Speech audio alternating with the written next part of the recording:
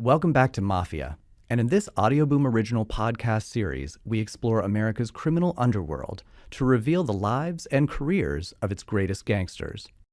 This series has been extensively researched and produced in consultation with experts, authors, and those who are actually there. In today's episode, Fleet Cooper examines who some historians consider to be the father of modern organized crime, Charles Lucky Luciano. Once in every generation comes along a dynamic criminal genius mind. Lucky Luciano is a quintessential American. Using his cunning and his intelligence, rises to a position of fantastic power and wealth. One man changed the whole texture and landscape of crime in America. There's no question that Luciano invented the modern mafia.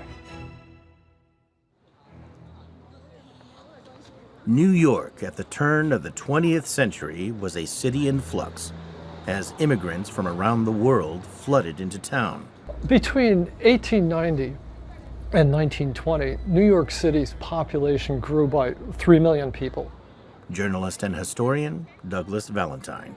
That's 1 million people every 10 years.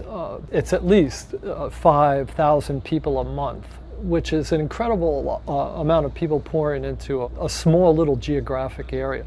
So New York City was just bursting at the seams. In April 1906, 9-year-old Salvatore Lucania, soon to be known as Charles Luciano, arrived with his family from Sicily to settle in Manhattan's Lower East Side. It was a place where immigrants were trying to establish themselves as a political force. And at the same time, they weren't always succeeding. And so the immigrants tended to be insular in many ways. The Italians would form Italian communities. There's Little Italy still exists in New York. Former NYPD detective Joe Coffey. Well, he was raised on the Lower East Side of Manhattan in the early 20th century.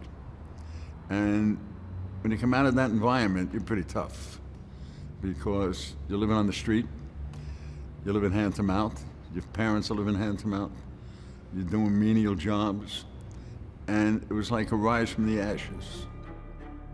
But there were strong criminal forces at work in New York, and to Luciano, they offered a world of opportunity. I think he was thinking, I'm not going to live like my father, my mother, I'm going to be better than that. He was driven by, he wanted to be successful, and the fastest way to be successful was the criminal enterprise. And he realized that at a very young age. Selwyn Rabb is a former New York Times crime reporter and author of 5 Families. Lucky Luciano was like so many other mobsters of the early 20th century in America, was an immigrant, came over as a young boy, penniless, hard times, turned to crime very early, like most of his compatriots. What he did was he was involved in narcotics, burglaries, the usual kind of predatory bush league beginners kind of crimes, learning the ropes. Luciano started his own gang that included a niche protection racket, offering to safeguard Jewish schoolboys targeted by Irish gangs for a handsome fee. Here, he made one of the most important connections of his life, a small Jewish immigrant named Meyer Lansky. Eric Desenhall, author of The Devil Himself.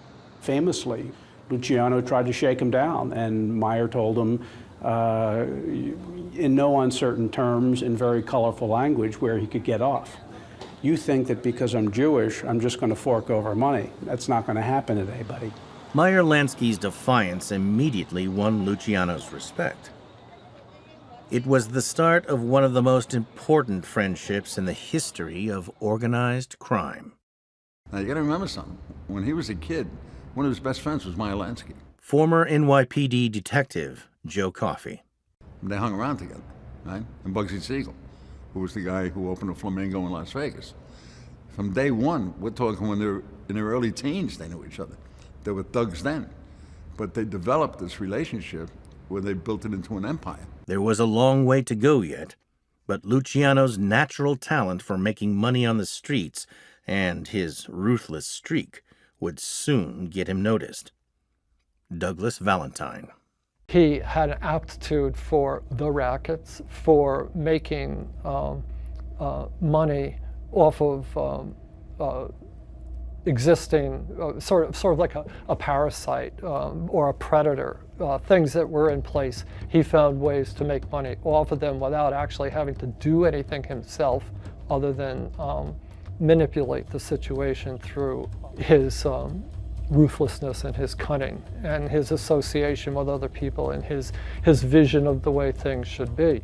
Luciano's first break came in his early 20s when he was recruited to be a hitman for Mafia Don Giuseppe Masseria, the head of the largest Italian gang in New York. Masseria ruled the city's streets in the early 1920s. Selwyn Rabb. His major accomplishment, he invented the title the Boss. He was known as Joe the Boss Masseria. He had a lot of young thugs who came to him, people, Luciano, Lucchese, a lot of people who gravitated because he was powerful and he was important and he had a big gang. Mostly what they were doing was they were preying on their own people. Like at that time, they were preying on Italians and Sicilians, the shopkeepers, the businessmen. He wasn't somebody who had vast business experience or thought of wide concepts of what organized crime could be. He got this reputation of being ruthless and really a gunman, an old-fashioned thug. Although he was known as Joe the Boss, a lot of people disparagingly referred to him as Joe the Glutton. One of the things he would do, he'd have these massive meals. He'd sit down and have a 10-course meal, slobbering all over him while he talked and while he ate. And people would see tomato sauce flying in the air, on his shirt, on his clothes. He was a real slob, in other words. But he thought he was so important and so impregnable and so powerful that in the late 1920s he decided that he wanted to exact fees from every Sicilian and Italian gangster in New York. And he went around and he decided that he was so big and so important that no one could defy him, and he had enough gunmen who could carry it out.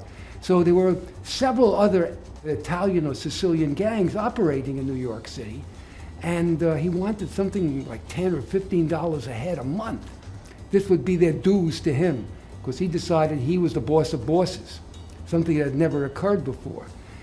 Masseria was what was known as a Mustache Pete, a traditional old-school boss who'd started his criminal career back home in Sicily and was increasingly out of step with the new world. Lucky proposed to him, why don't we do more with the Jewish gangs? And Masseria wanted no part about it. Now, there were many in the Italian gangs who were anti-Semitic, but it was also they distrusted these Mustache Petes, anybody who wasn't of their own ethnic composition. It was as simple as that. They wouldn't have trusted an American, let alone a Jew or an Irishman. So it was as simple as that. They didn't know how to deal with them. They didn't speak the same language. And people like Masseria hardly spoke English. They couldn't communicate. It was a different generation. And Lucky understood this and they didn't. Masseria was fiercely opposed to any non-Italian partnerships, but to Luciano, ethnicity didn't matter, as long as there was money to be made. The innovation that Lucky Luciano brought was the difference between being a gangster and being a racketeer. A gangster is a tough guy who wants everybody to fear them and respect them. They like hurting people. A racketeer wants to make money. And that's what Lucky Luciano wanted. To that end, it didn't matter whether you were Italian, Jewish, or Irish. Luciano really didn't like the old-time Sicilian bosses, the notion that you only stick with your own. A lot of the newer, younger Italians, they didn't really care about the cultural precedent for setting up a gang. It had nothing to do with Sicily. They wanted to make money, and guys like Meyer, who were Jewish, wanted to make money. Luciano now met another Jewish gangster, a fabulously wealthy businessman who'd go on to be known as the Brain. His name was Arnold Rothstein. Arnold Rothstein was that mythical character that you see in movies. Thomas Repetto is a former Chicago commander of detectives and author of American Mafia and Bringing Down the Mob. He truly was a Mr. Big, a man who ran all the rackets, who had powerful connections in the upper world, and could control the gangsters in the lower world. He would have been a success in any enterprise that he got involved in. Historian David Petrugia has written a book on Rothstein's life and crimes. In the Roaring '20s, he is at the center of politics, of entertainment, even on Broadway. I would keep a chronology of what he was doing on a daily basis, and my head would explode if I faced the pressures, just one of the pressures of a $300,000 bet, or someone might being rubbed out, or any of those things, and all those things are going on in his life simultaneously. He is the absolute genius of organized crime. Money motivates Arnold Rothstein above everything else, but so does the thrill of gambling, whether you're going to win or lose. And also, it's a question of egotism with Arnold Rothstein. He's going to be smarter than everyone else around him. He is going to pull the fast one, either at the racetrack or at the gambling house, to get the extra odds, the edge, so that he will be the gambler who gambles without gambling. Arnold Rothstein loves money. He loves gambling. He loves the thrill of gambling. And he loves being just a little or a lot smarter than everyone else, of pulling something over on people. Now, the house can win if he is the house. There were things that Rothstein was doing that nobody else was doing, and Luciano saw the possibilities. Audible is offering listeners of Mafia a free audiobook with a 30-day trial membership. Just go to audible.com/mafia and browse the unmatched selection of audio programs. Download a title free and start listening. It's that easy. Go to audible.com/mafia or text MAFIA to 500-500 and get started now. I'm excited about this offer because I'm going on vacation next week, and I'm taking advantage of the long drive to listen to Adnan's story by attorney, author, and true crime podcaster Rabia Chowdhury. If you liked Serial Season 1 and Undisclosed, then check out Adnan's story on Audible today. I know I'll enjoy it on my long drive upstate this week, and I know you will too.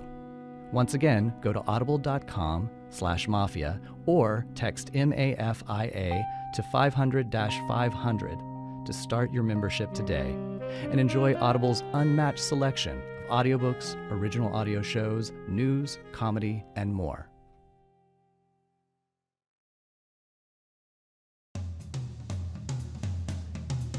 In 1920, prohibition was imposed across America. The gangs of Italian and Jewish American thugs were quick to sell diluted booze to the poor. But Rothstein thought if he could organize the thugs and sell alcohol on a national scale, he could make serious money. David Petrugia. Arnold Rothstein sees an opportunity to bring only the best stuff in from Europe. His philosophy with gambling houses had been, you provide the best services, you provide a class operation, you sell to the rich. If you water the booze, you will make a profit right away, but you will eventually lose business. People will lose confidence. You will be just selling rot gut to the poorest elements of society. You bring the good stuff over from Scotland. You do not adulterate it. You sell it to the best people. You establish a reputation as the go-to guys for good stuff. Rothstein wants to make money from the rich, and also he wants to feel to be the equal of the rich. And maybe in the back of his mind, the superior person to the rich. Rothstein paid off officials to get the booze into the country. To distribute it, he picked the cream of the underworld, a young team who would change American crime forever. Arnold Rothstein is the mentor of an entire wave of the gangsters of the future. The guys we know as the classic gangsters of all time. Meyer Lansky, Bugsy Siegel, Lucky Luciano, Dutch Schultz, Frank Costello. You name them, Arnold Rothstein had something to do with them in the 1920s. Rothstein took these smart young heavies and showed them that if they wanted to be successful, crime had to run like a business. Rothstein was born here. He understood American business. His father was a businessman. He knew how to act like an entrepreneur. And his biggest gift to them was that when you organize, you got to forget about being thuggish gangs. You have to be brainy and smart, and also as secret as possible. He let all these little mice run where they wanted to run and do his bidding, and that's where these guys got their start. It was a match made in heaven. Rothstein supplied the cash and never got his hands dirty, while the Young Turks, as they were known, learned to transform small-time thuggery into big business. For those like Luciano, it was the chance of a lifetime.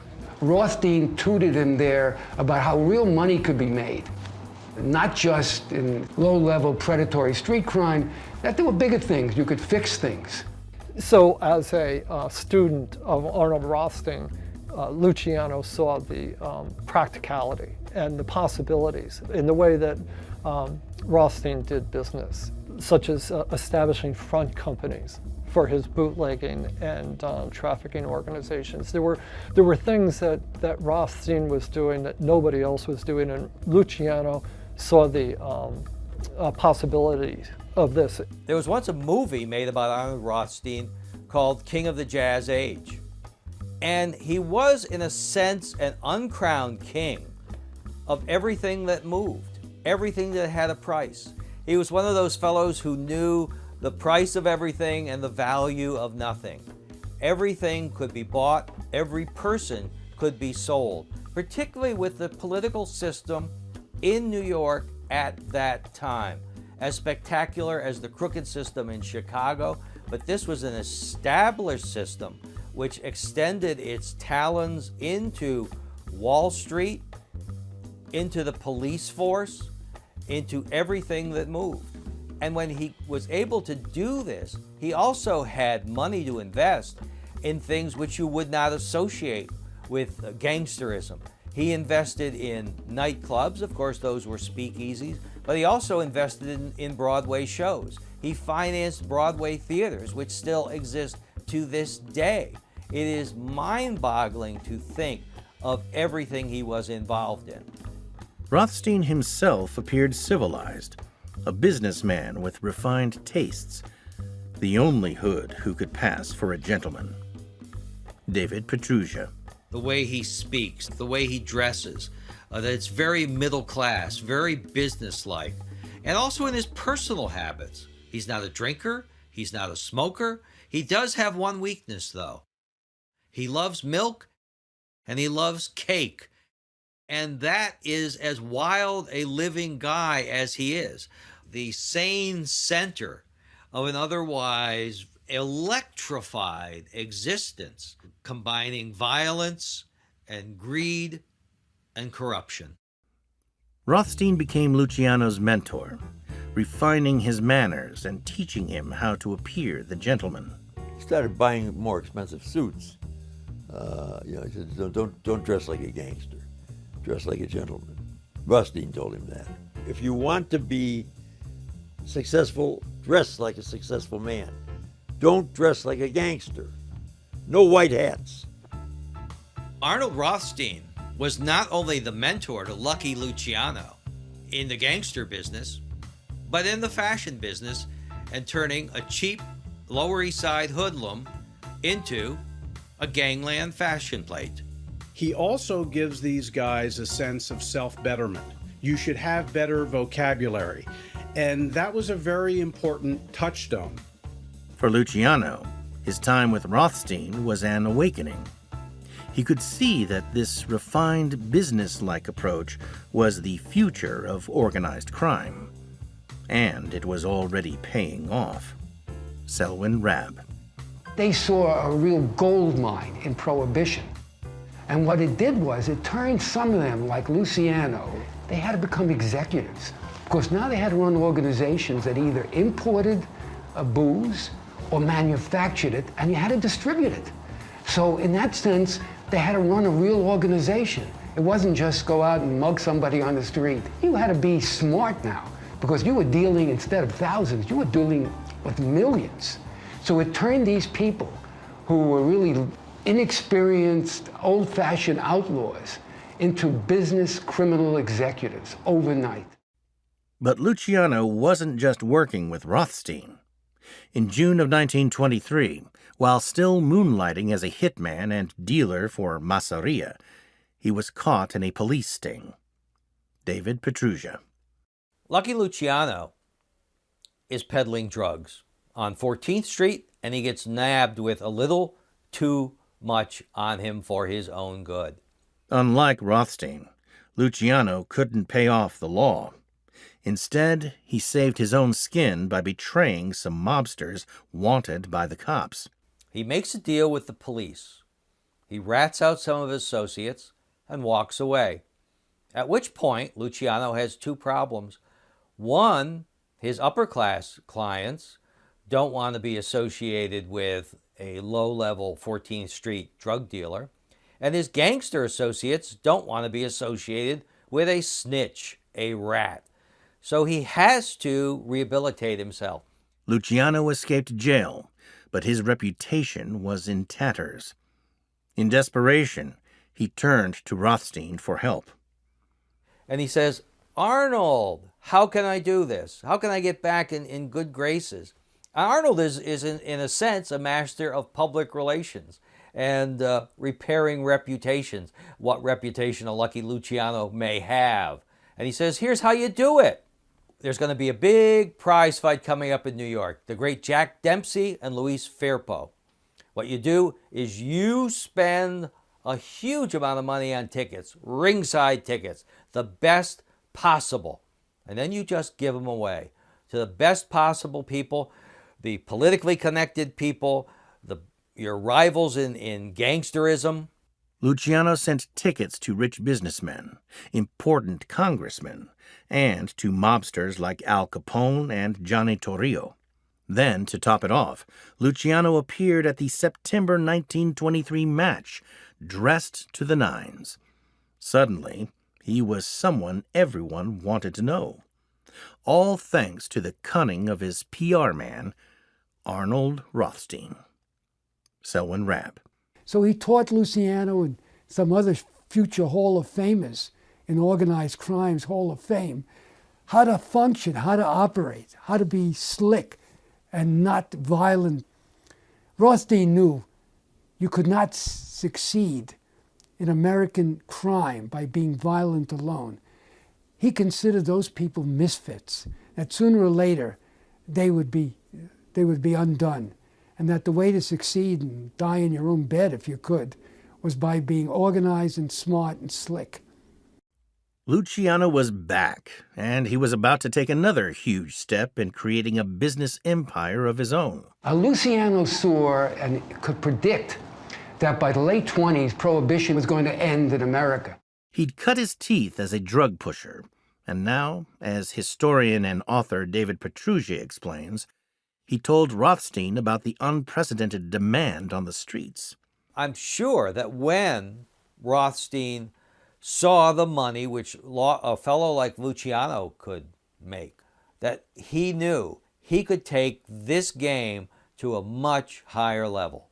He is willing to move away from things into more lucrative things. He is not a person who is going to be satisfied with just having one racket. He wants all the rackets, and he wants the next racket. Historian and author Bernard Whalen. Rothstein, again, being the brain, saw a market that he could capitalize on. Some mobsters might say, no drugs for me. I don't want us involved in drugs. Rothstein had no qualms about things like that. If they could line his pocket, he was interested. And that's how narcotics comes about for him. Just a simple matter of profit. When it comes to importing illegal goods, the brain's expertise was second to none. He soon turned their booze smuggling network into a drug trafficking operation. David Petrugia. Prior to Arnold Rothstein, the drug trade was extremely disoriented. It was not organized at all. But when you have his amount of brains and cash and connections behind any enterprise, it's going to go up exponentially. So because of that, it really is accurate to speak of Arnold Rothstein as the father of the modern American drug trade. Together, Luciano and Rothstein supplied cities across the country, providing to both the rich and poor. He knew how to keep his hands clean. Arranging it for it to be distributed by somebody else, he's put a layer between him and the drug, a wall almost, that makes it very hard for authorities to penetrate.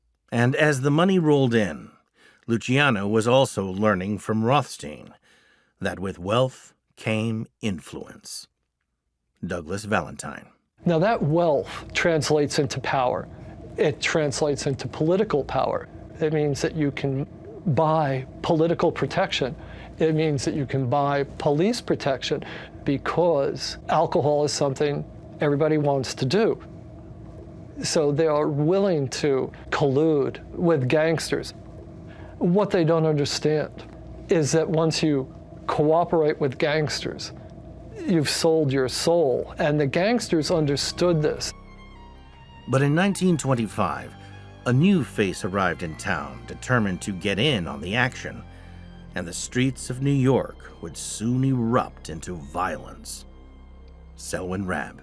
Salvatore Maranzano came from a Sicilian Mafia stronghold in a city called Castellamarse del Golfo on the coast of Sicily, near Palermo. And he was a different breed. He was considered himself educated. He spoke some Greek, he spoke Latin, he was well-read. He was an admirer of Caesar. In fact, he decided Caesar's military operations could be used the way to organize mafia gangs. He wanted to seize control of Masseria's empire, and as tensions mounted between the two leaders, the killings began. There was the outbreak of a war between rival Italian gangs, Sicilian gangs, in the late 1920s and early 1930s. It was known as the Castellamarse Wars. Dozens of bodies fell, and Lucky decided, Luciano saw in his infinite wisdom, that this was bad for business, that it was bringing a lot of attraction, a lot of law enforcement. You couldn't have bodies scattered all over Manhattan and Brooklyn and the Bronx without some kind of law enforcement involvement. After 18 months of fighting, Luciano decided enough was enough. Luciano approached Maranzano, the head of the Castellamarse faction, and made a deal with them that he would bump off Masseria.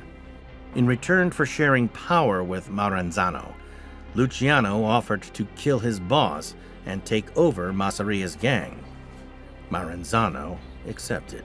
Lucky, knowing his appetite, invited him to a regal meal. Luciano's hitmen waited outside for his signal. Lucky, at one point after the main 4 or 5 courses, excused himself to go to the restroom.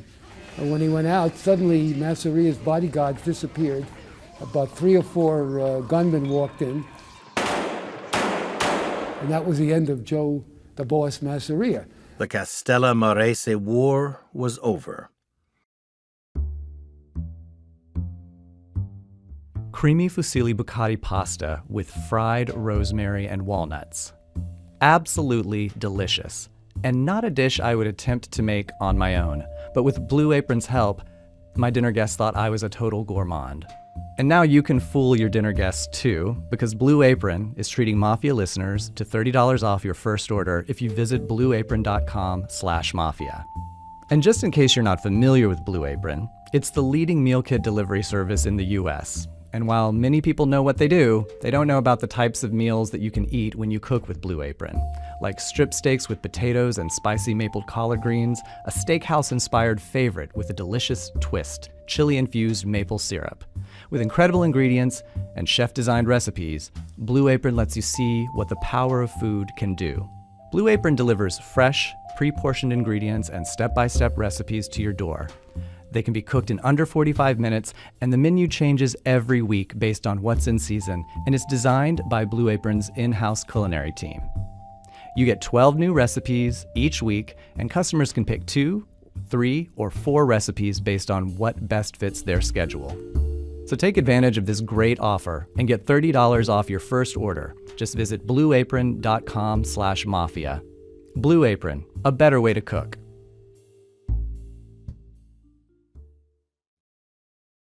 Maranzano then called hundreds of gang members to a meeting in the Bronx, where he organized the gangs of New York into 5 families to control the Bronx, Brooklyn, Manhattan, Queens, and Staten Island. Luciano was made boss of one of the families. He leads one of them that later becomes, and now today is known as the Genovese family. It's nice to know that the mob or the mafia never calls themselves by these names. They're actually given to them by law enforcement, by the press. It makes it easy to identify themselves. If you listen to electronic eavesdrop, or you talk to defectors, they'll tell you, I work for Joe, or I work for Al. They never say I'm part of the Gambino or the Lucchese family. They know who they work for, and that's it. It's a borgata, it's a group. Each bravada would be led by a boss with an underboss, lieutenants and soldiers, and all the families would be equal and free to make money. But then Maranzano declared himself capo di tutti capi, the boss of all bosses. If anyone disagreed, they'd be killed. Suddenly, Maranzano got a swelled head. Somebody who hadn't looked upon himself as the boss of bosses now decided he was the boss of bosses. And he wanted to take over, and he started giving orders, how he was going to organize everybody. And you would be incumbent.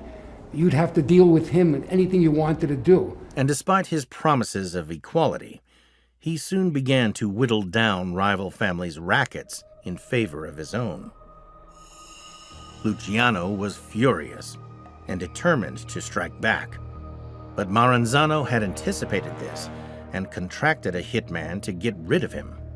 Luciano had a friend in one of the close people to Maranzano. This was a man by the name of Lucchese. And Lucchese got word to Luciano that Maranzano was going to bump him off because he saw him as a potential threat. Luciano knew it was kill or be killed. The problem was how to get to Maranzano. He was extremely well protected, always surrounded by bodyguards. He owned a bulletproof car. But Luciano knew tax agents and accountants were frequent visitors to Maranzano's offices. That could be his way in. He would send hitmen posing as Internal Revenue Service inspectors.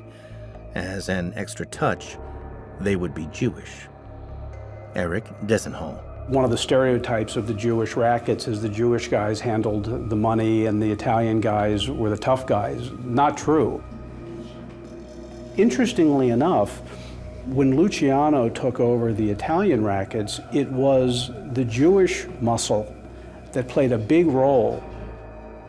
Luciano reached out to his childhood friend, Meyer Lansky, who set about organizing a small gang of Jewish assassins. The idea was that if you use Jewish gunmen, we get very ethnic now, if you use Jewish gunmen, the Italian criminals wouldn't be so suspicious because they wouldn't look like Italian hitmen or Sicilian hitmen. On the afternoon of September 10th, 1931, Luciano's hitmen entered Maranzano's office in the towering New York Central building on Park Avenue.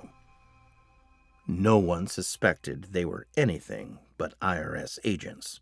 One of the guys whose name was Red Levine who was known for being an Orthodox Jew who would not kill on the Sabbath. But Maranzano was so bigoted that he felt if some Jewish bean counter IRS guys came to his office, they couldn't do him any harm. Well, not only did they do him harm, they killed him. Two of the men went with Maranzano into his private room and closed the door behind them. They stabbed him multiple times and slashed his throat, but still he fought them off. In the end, they shot him 4 times and fled. With Maranzano dead, Luciano was the king of New York. At last, with Meyer Lansky as his right-hand man, he could realize his vision to organize crime.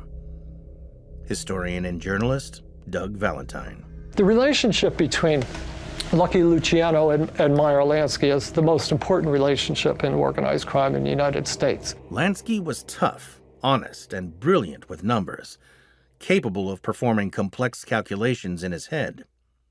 Crucial to his relationship with Luciano, Lansky wasn't hungry to be the boss. Lansky could never be a leader for one reason. He could never be a member because he wasn't of Italian or Sicilian extract. He was a Jew and he knew his place. He was highly respected as somebody who had the ear of Luciano, who could talk to Luciano, and he was a great entrepreneur in criminal endeavors. But he was never a kingmaker or in a position of authority. Together, they were a formidable team. Through that partnership and the associations that they each brought to this partnership, modern organized crime was born. They saw that they could work together, Italians, Jews, Irishmen, that they could find people who would collude with them, politicians in particular, union people, and they were constantly reaching out for new ways to expand this organization into internationally and all sorts of different activities, funneling their money into. Luciano was one of the first people to see with Meyer Lansky the beauty of forming casinos to launder the money that they made in other rackets. So they're really quite far thinking, and although of course their efforts were in crime, and it's hard to forgive them for that. But nevertheless, he was a criminal genius.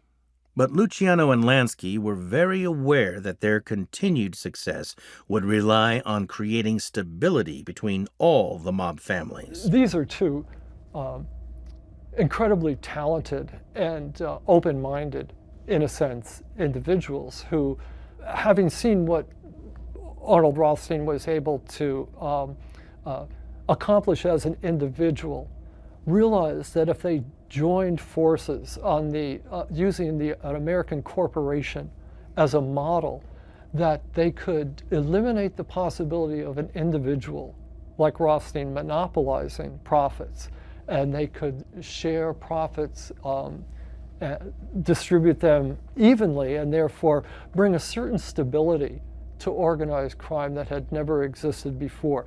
Luciano was determined to prevent inter-mob wars from ever breaking out again.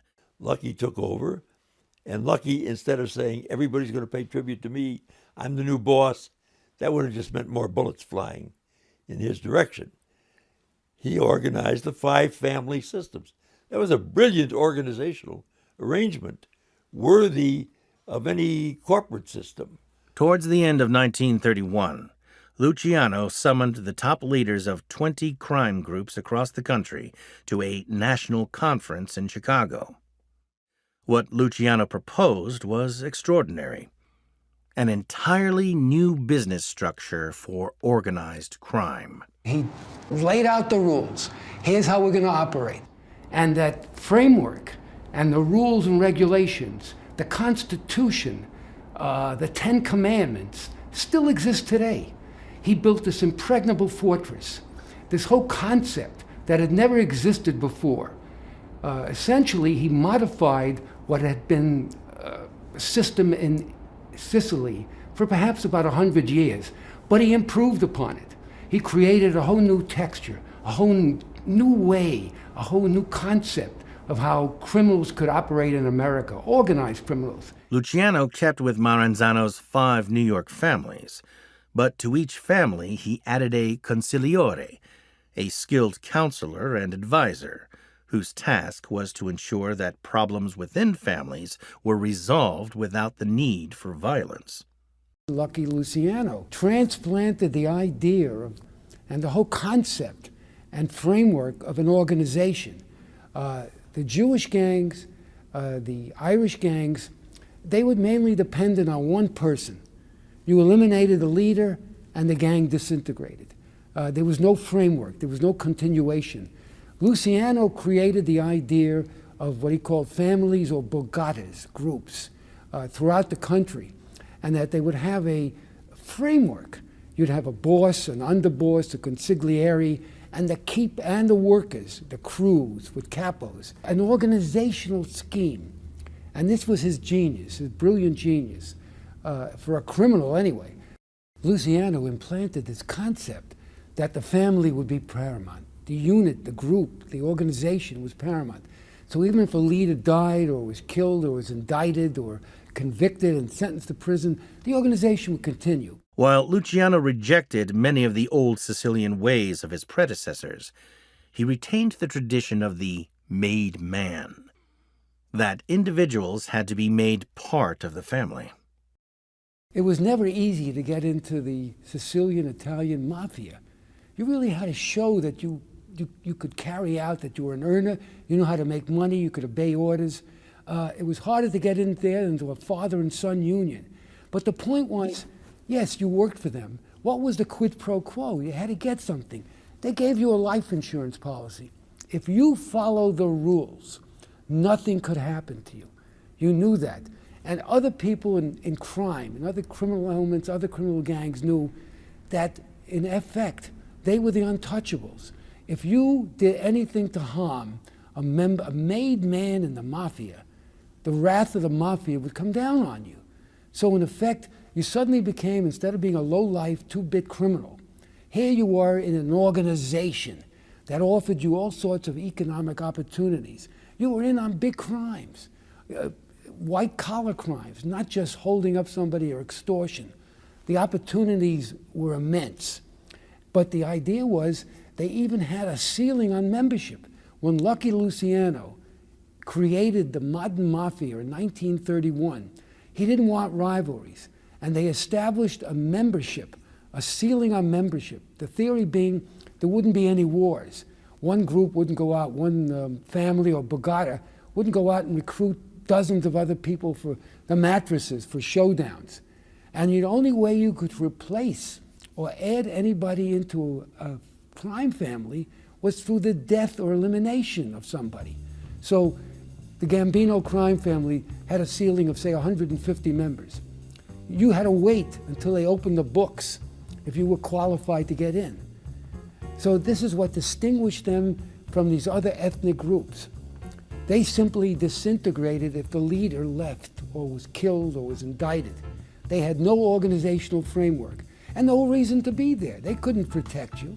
The mob also took care of your own family. Presumably, if you got in trouble, indicted and went to prison, they'd actually take care of your family's expenses. And they'd get you a lawyer. They would do all sorts of things. So in that sense, you worked for them, you did the blood oath, you carried out everything, including killing your best friend or your relatives. But at the same time, you were a member, presumably, of this elite society, this honored society, men of honor. And it attracted a lot of recruits. They had never had a shortage of members. They were strong, they had an oath. The very idea that it was hard to get in. You just couldn't join, just couldn't volunteer and join somebody's gang. You had to take the blood oath, you had to be vetted, and you had to be sponsored. So that concept is what made the mafia the reigning power in organized crime in America. And Luciano introduced another striking innovation without precedent in the Sicilian mafia or any American gangs. Luciano, he created the commission, and the commission would be the board of directors. If any rules for the mafia throughout the country had to be changed, it would be up to the commission. And if there were any territorial disputes or disputes over rackets, the commission would take care of it. Now, the concept there was to prevent wars. The commission would consist of a board of 7 family directors, 5 in New York and 1 in Chicago and Buffalo. Each would have a single vote with all the decisions determined by the majority. This would ensure all the leaders of the most powerful families had an equal say. Ronald Goldstock is a former director of the New York State Task Force Against Organized Crime. Luciano was if not a genius, a visionary genius, he was a realist. He saw there was a problem and he came up with a solution. Remember, it is almost precisely what the various countries around the world did when they were faced with the same problem post-World War II. They created the United Nations, they set up a Security Council, they made up rules which said we're going to resolve disputes before going to war. They allowed for sanctions to be taken under certain circumstances. One could actually take the UN Charter and for most of it substitute the word families for states and Cosa Nostra for the Organization for the United Nations and Commission for Security Council, and the rules would be identical. As Joe Coffey explains, though Luciano had only recently risen to prominence, senior mobsters could see the genius in what he was proposing. He was, in his time, a guy who could demand respect across the United States, i.e., the meeting he called in 1931, everybody responded to. Some guys who never met him said, this is a good idea. And they came, they listened, and they formed the commission as we know it today. I mean, the guy was good. As proof of his good intentions, Luciano introduced one other startling change: Selwyn Rabb. Now, Lucky, very simply, could have been the boss of bosses at that time, but he knew that would only lead to trouble. In fact, one of his rules was there would never be boss of bosses. Luciano pledged that he would be just one amongst equals. He had done away with dictatorship and introduced a far more democratic form of leadership. There were no assassinations among the bosses for many years. After that, everybody had their territory. Luciano had come up with a business structure that would last for decades. He was this incredible, dynamic genius who saw how the landscape and how the tapestry of the Mafia had to be organized. Here is somebody who comes along in 1931 and envisions that if the Mafia was going to prevail and succeed, it had to be a mirror image of American capitalism. And what he did was he turned predatory street gangs, which had their good days, their bad days, and had many internal and external wars with each other. He turned them into this one single octopus of an organization that was so different from anything else that ever existed. And it took the American law enforcement almost 60 years to get a handle on it. It was so terrific. And that was the greatest gift that Charlie Lucky Luciano gave to his fellow criminals. It was a lifetime of prosperity and success. Luciano's Mafia would be so effective that every conceivable way to make money was now up for grabs. In our next episode, we'll explore how Luciano's mob spread its tentacles into every part of American society, earning billions. They actually controlled a lot of industries in this country, not the least of which was the restaurant business, the gambling industry. Las Vegas is a great example of it. By 1930 standards, Lucky Luciano wasn't even a multimillionaire anymore, he was a billionaire. And we'll discover how Luciano was finally put behind bars. We have made a real start on cleaning the gangsters out of New York. only to use his connections and the outbreak of World War II to escape. It wasn't easy to control women who had previously been independent, and of course, they resorted to threats of force.